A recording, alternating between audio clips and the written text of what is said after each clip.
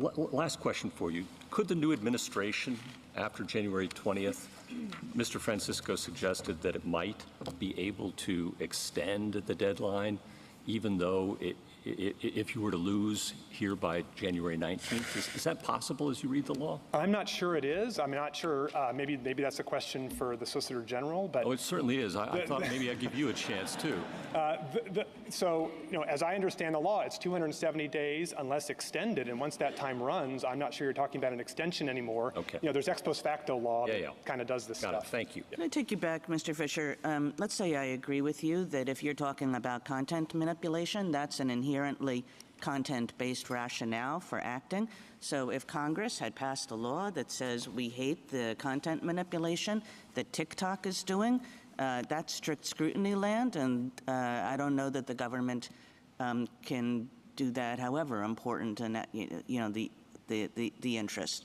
But that's not what Congress is doing here, and this is the same kinds of questions that I asked Mr. Francisco, because if let's take it as a given that Congress actually can do whatever it wants with respect to a wholly foreign corporation or a foreign government.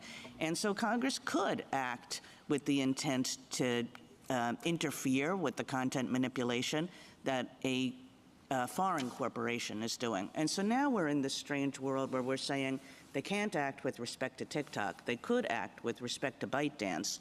Why isn't this Congress acting with respect to ByteDance in the sense that all it's doing is saying ByteDance has to divest, and then TikTok can go about its business, use whatever algorithm it wants, use whatever content moderation policies it wants, just like everybody else does, choosing from everything that's available on the open market?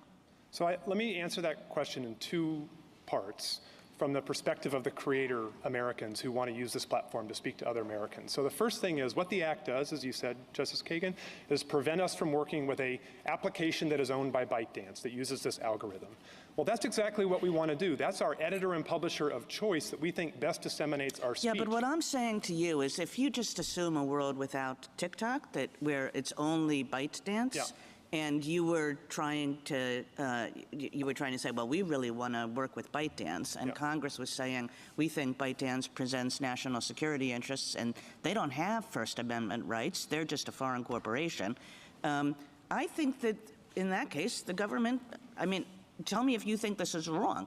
It just doesn't matter that you have creators who want to work with ByteDance, because ByteDance is a foreign corporation with no First Amendment rights. Is that what you're contesting? So that is what I'm contesting. So you said two things, though, so I could be clear.